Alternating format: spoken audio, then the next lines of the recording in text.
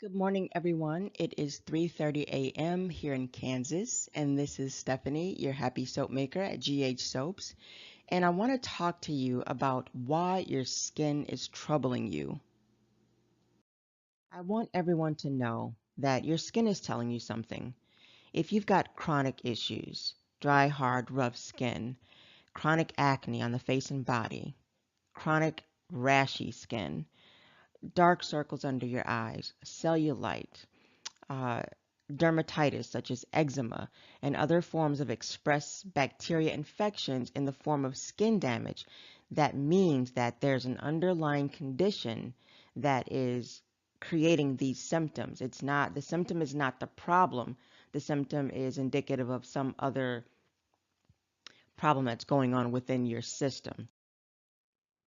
So what could be causing your chronic skin issues? Chances are your systems are clogged. Your body has four primary routes of elimination: your kidneys, your lungs, and your gut, in addition to your skin. If the kidneys, the lungs, and the gut are congested, then your skin becomes the primary method of elimination because obviously the other routes are backed up.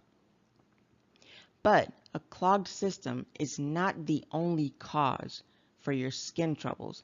It is perhaps a secondary cause. The primary cause, or the root cause, could very likely be 1.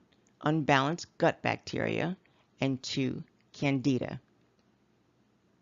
Both of these are well known for causing chronic infections and chronic disease.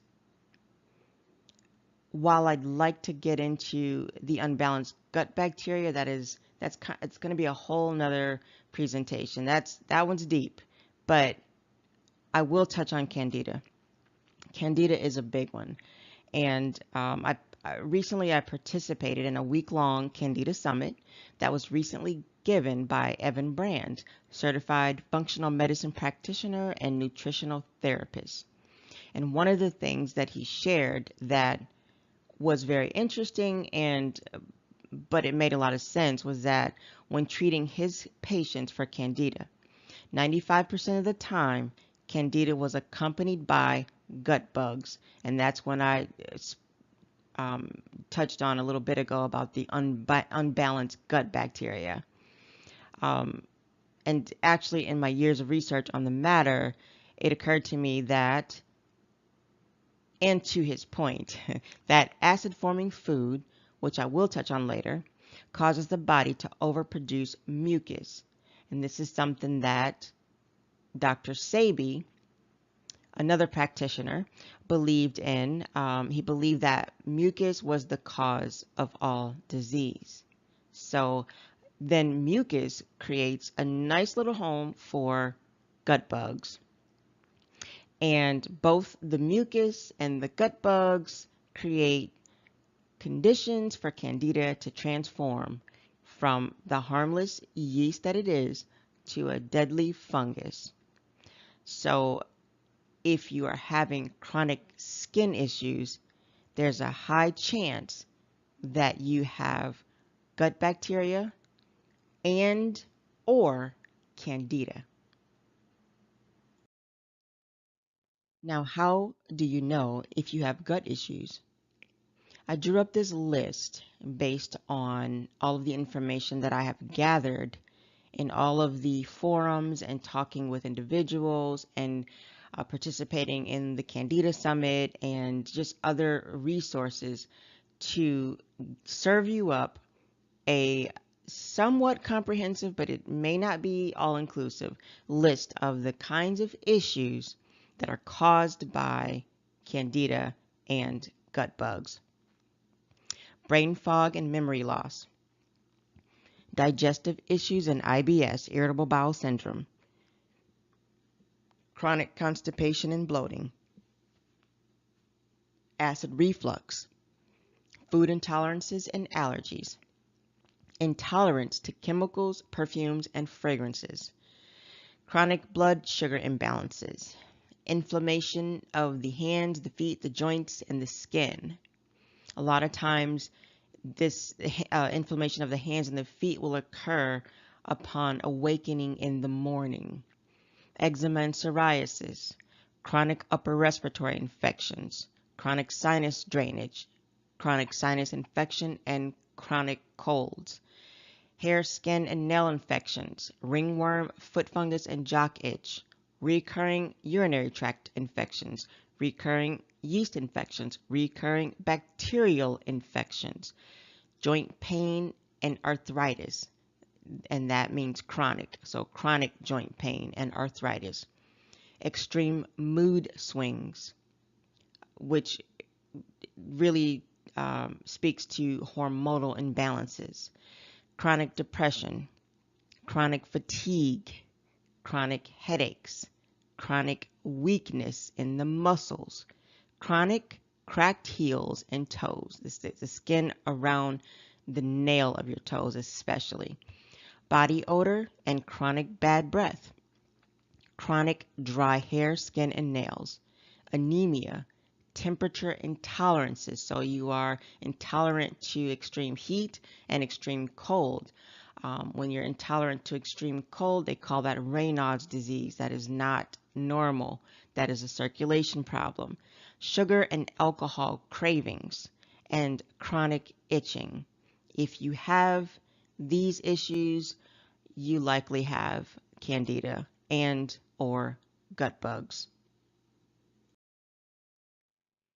After seeing that list, think to yourself, what accompanying symptoms do you have? What symptoms have you experienced and maybe you've forgotten about, you've avoided, or you just have been dealing with? And the reason I said forgotten about is because sometimes we've dealt with a situation for so long that it has become a part of our identity. It's become a part of who we are. You've been dealing with, say, chronic constipation for so long, you didn't even know you were constipated. It's been something you've been dealing with since childhood. It is your normal. Or you've been dealing with it for the past 5 years, and although it wasn't normal, it is now your new normal. And since I mentioned chronic constipation, I want you to think about this. Chronic constipation, it is my belief that chronic constipation has a lot to do with unprocessed emotions.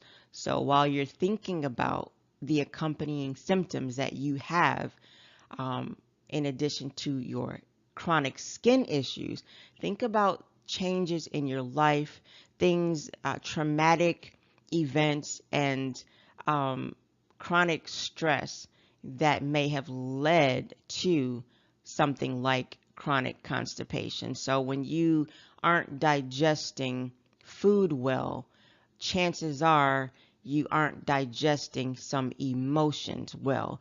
If you've got trapped, locked up, pent up emotions that you feel you've buried deep, you haven't buried them, you're storing them in your colon and you got to get them out. So I do believe that these issues go hand in hand, that chronic physical ailments also have a deeper mind, body, spirit connection. But that's not the subject of this talk, but I did want to bring that up because chronic constipation is a big deal, and chronic constipation is it's really a big issue and an important issue when we talk about Candida and gut bugs, because if you're not moving the waste out, you're harboring the waste, and in that waste you're harboring that bad bacteria and that fungus. You're giving it a place to live. You're giving it a house, a place to thrive, to grow, and to multiply. So it is an important topic, but I just kind of wanted to touch on that briefly.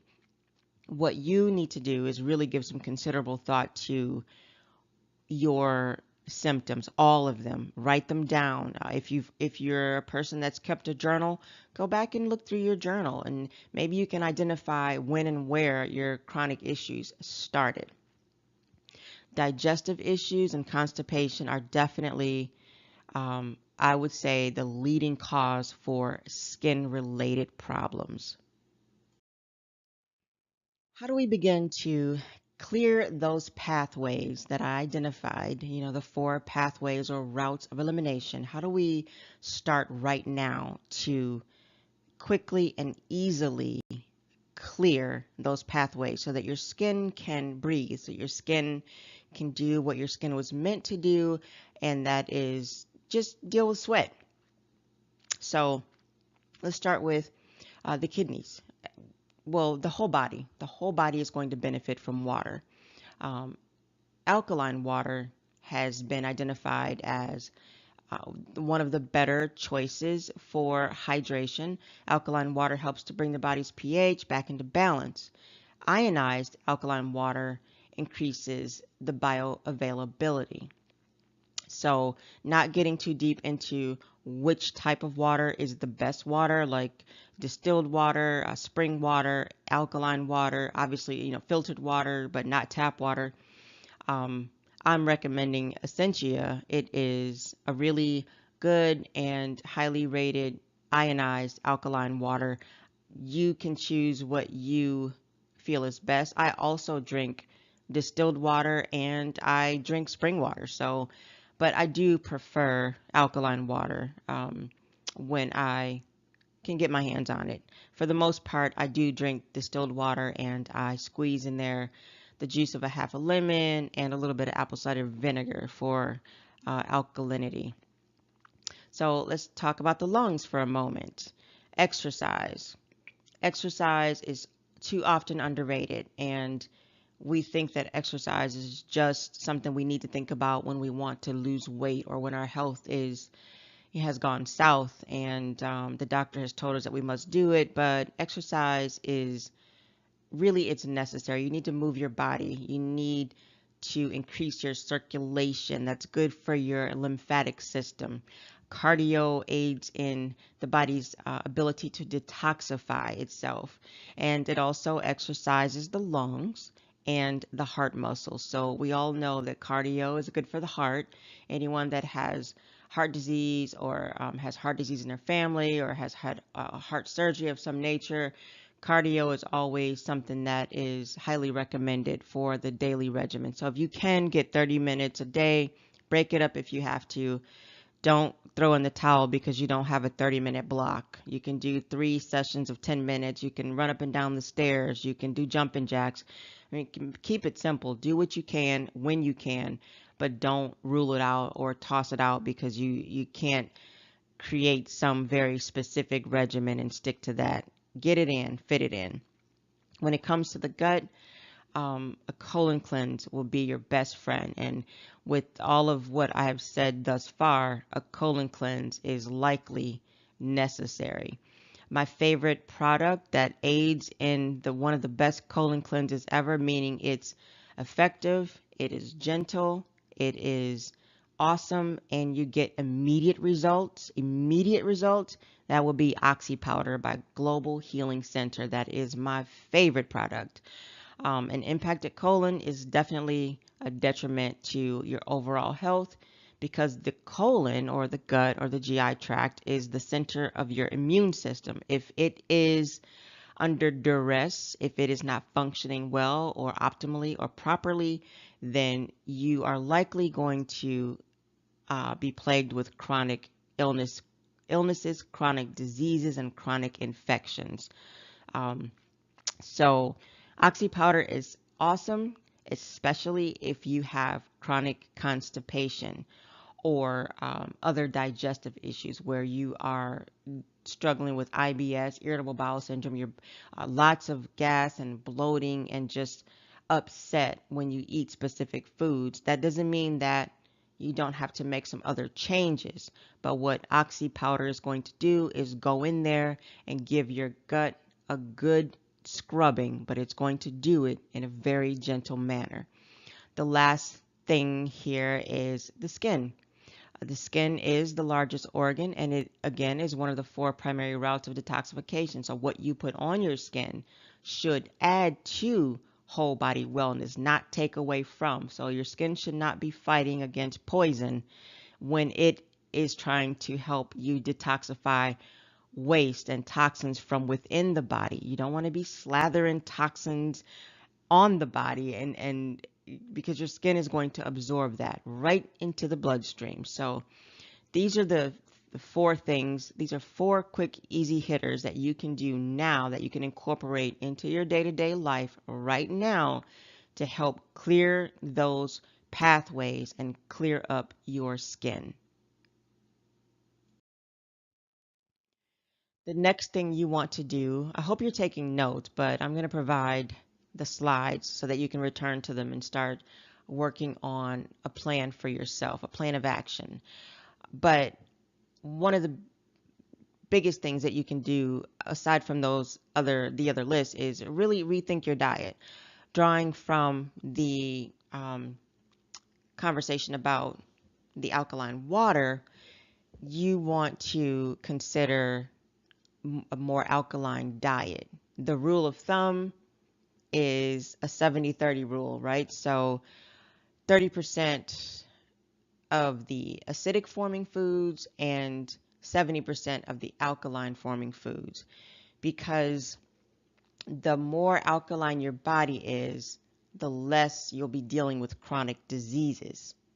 So when we talk about the alkalinity issue, that's another controversial area, but it has been proven that too much acid forming food causes disease. Our bodies must maintain a pH pretty close to 7.4, which is just on the alkaline side of neutral. If you're looking at this slide, it's just on the alkaline side of neutral. If your body's pH drops too much from this ideal state, then it becomes difficult for the various enzymes to function properly in your gut. Maintaining a slightly alkaline state it can be hard because of the Western diet. Let's just be honest. If you look at this slide, you can already see which foods are acid forming and which foods are more alkaline.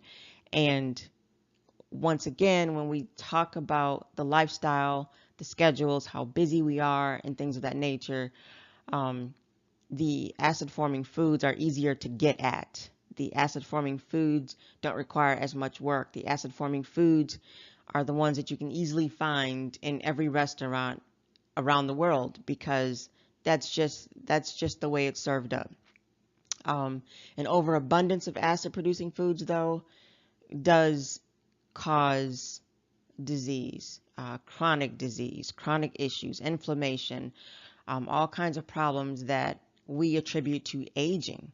Not to mention the added stress that we endure on a day-to-day basis at home, on the road, and on the job. And all of it adds to premature aging. I'd like to call it premature aging, because we should not be falling apart at the age of 40. We should not be falling apart at the age of 50. So the idea that various foods influence the pH of the body, that is not new. As far back as the 1900s, doctors were studying the pH altering effects of different foods. And while a few foods were neutral, as you can see here, butter, raw milk, most tap water, most foods that we consume are either alkaline producing or acid producing. So that it depends on what kind of I don't want to say what kind of eater you are, but you've got pescatarians and vegetarians and vegans, and you've got those of you who really enjoy that full-fledged Western American diet, which is just not healthy for you. It's delicious, it is just not nutritious. But what doctors have found is that if you simply change your diet and drink good water, clean water, alkaline water, then this will change the pH of your body and it'll bring your body's pH back to balance, and it'll help you get rid of a lot of your issues. So in this, you can know that you can change the state of your health without spending a whole lot of money. We are a nation of people that buy a lot of products. We buy a lot of supplements. We buy a lot of things that we hope will fix the problem. But the problem we is that we don't know what the problem is. So, and I was one of those people that I've, bought supplements. I take a multivitamin. I've taken supplements for hair, skin and nails. I've taken supplements for, um, vitamin C or vitamin E or maybe vitamin A. We take a lot of things that we think are going to improve our health when really, if we improve our diets, then we will get those supplements naturally in their natural form where they haven't been isolated and removed from nature. I'm saying that because if you take something like um, sugar, which we are told is just also bad for us, and it's not entirely true, but when you take sugar and you isolate it from the rest of the nutrients that are available in, say, a piece of fruit. So you take oranges and you squeeze them and you make orange juice, but you don't have the fiber, you don't have the naturally occurring vitamin C because it's been killed when it was pasteurized.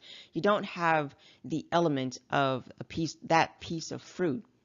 I remember anytime I would catch, say, a cold years ago, if I caught a cold, I was feeling a little bit down. If I ate an orange, I felt better immediately. But that's not the same as drinking a glass of orange juice. You don't get that immediate effect of feel good. You don't get that immediate clearing of your nasal passages, your sinuses.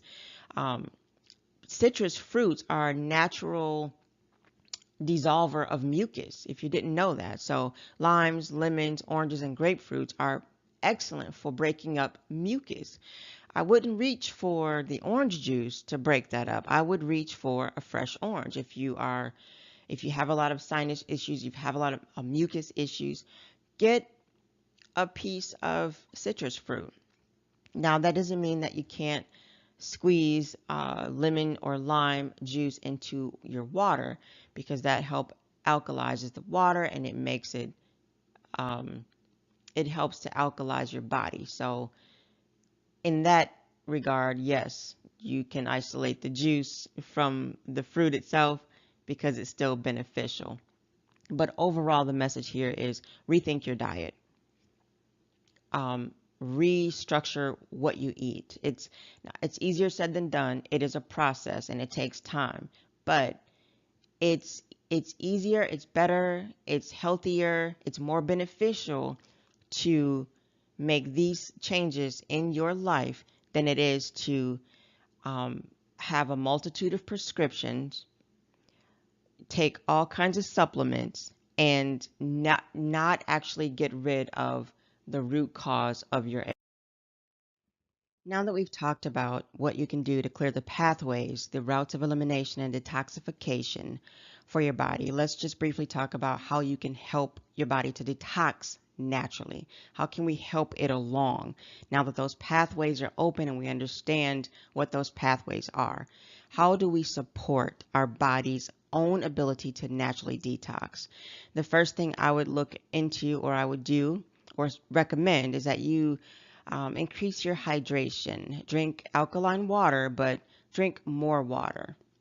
Water flushes out toxins, and alkaline water balances the body's pH. So the more water that you drink, I mean, obviously you don't need to drink water all day long. There's different schools of thought on how much water you need to drink.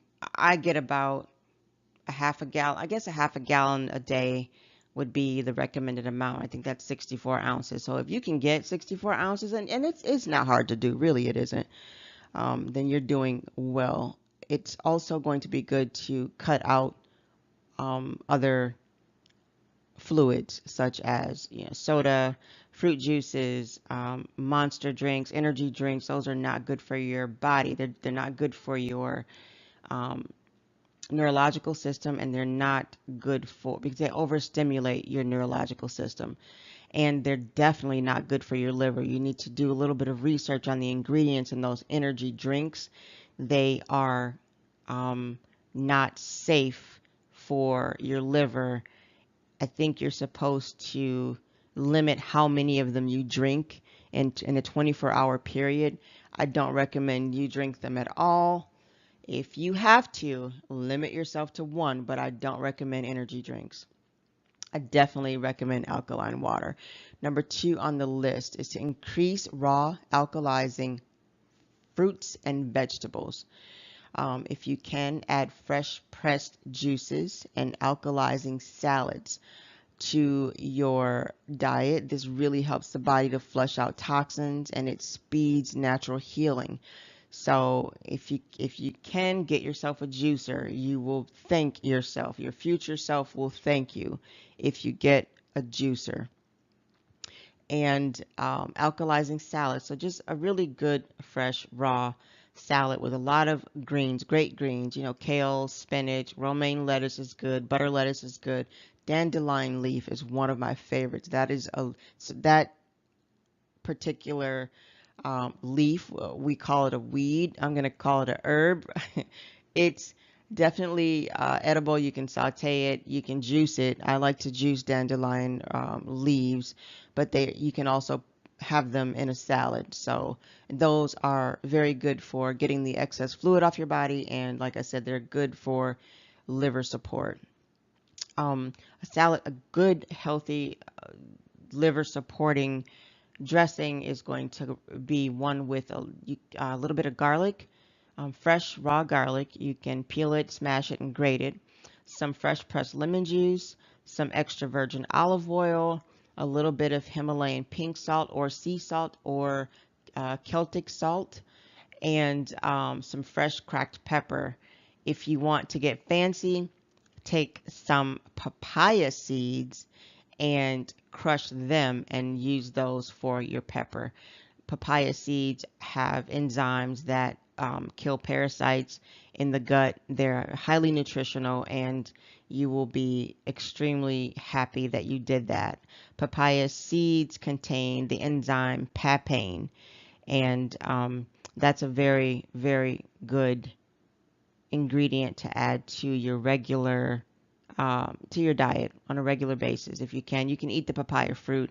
You can do some research on papaya. It is an amazing fruit, but the seeds, which they're pretty weird looking, but they taste like pepper. They're very peppery.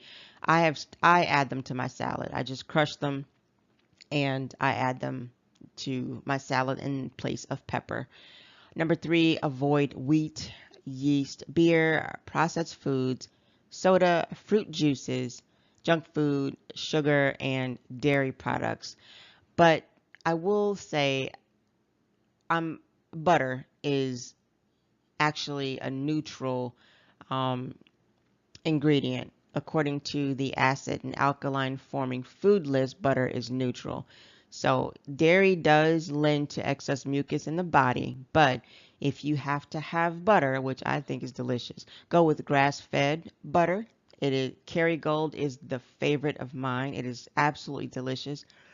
And don't use margarine. That stuff is awful. And I would not recommend any sugar replacements like saccharin, Splenda.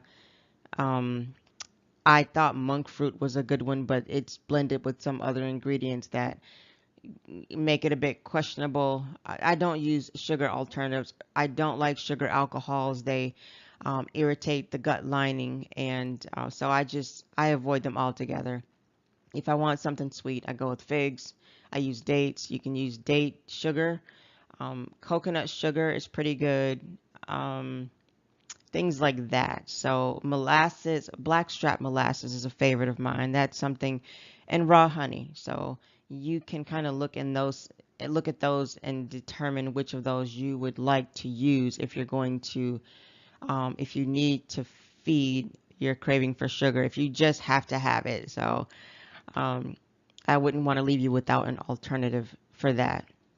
Detoxing. I recommend that you take a weekly 20-minute soak in what I'm calling a mineral-rich salt bath with 2 pounds of a single salt or blended salts. And that salt list is Epsom salt, sea salt, and Himalayan salt.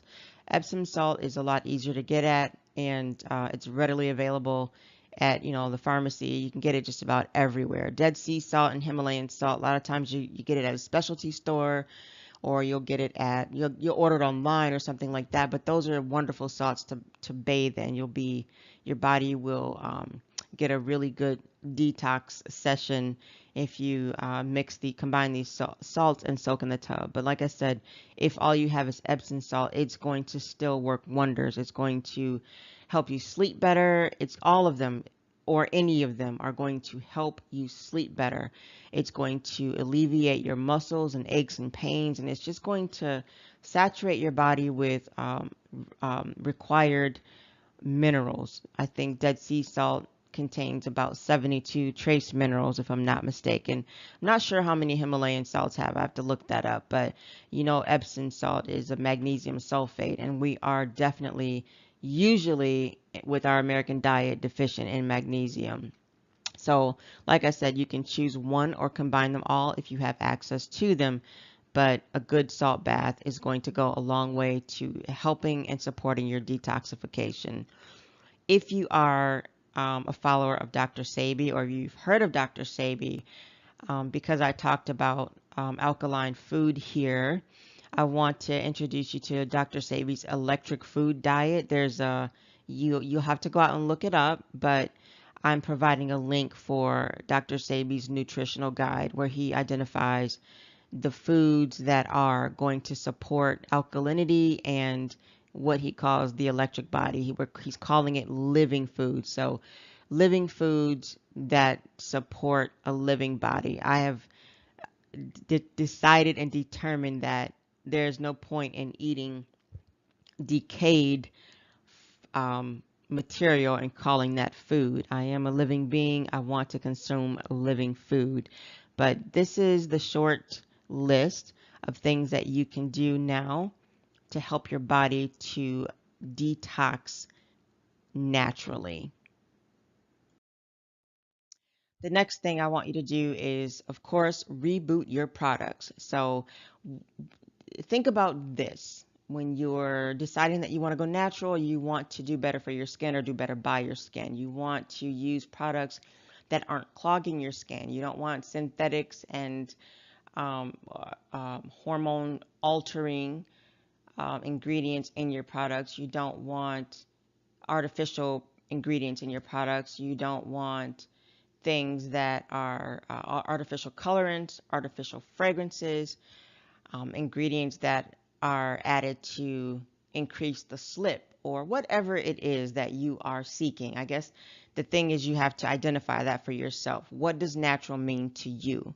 Okay, and then evaluate your existing products and ask yourself, can you identify the ingredients? Now, sometimes products, not very many products on the market that aren't from a smaller business like my own, or a handmade or artisan made, are going to list a common name for the ingredient. They're going to list the chemical name or the botanical name. So you will likely have to look them up, but I don't want you to be afraid when you see a botanical name for a natural ingredient and you think that it's not natural. So you should really get into the habit of looking them up and getting familiar with the terms that you see on the products. And as you do that, you will identify, when you look at conditioners and you look at shampoos, you'll be able to identify what's being added for as a humectant, or to add moisture to the hair or the skin. What's being added for slip, because when you think about shampoo, most people like myself with coarse hair would prefer a shampoo and a conditioner that has slip for the detangling effects. But if it has something that provides slip, it's likely going to be something synthetic or some kind of artificial component in there. So it goes back to identifying what does natural mean to you.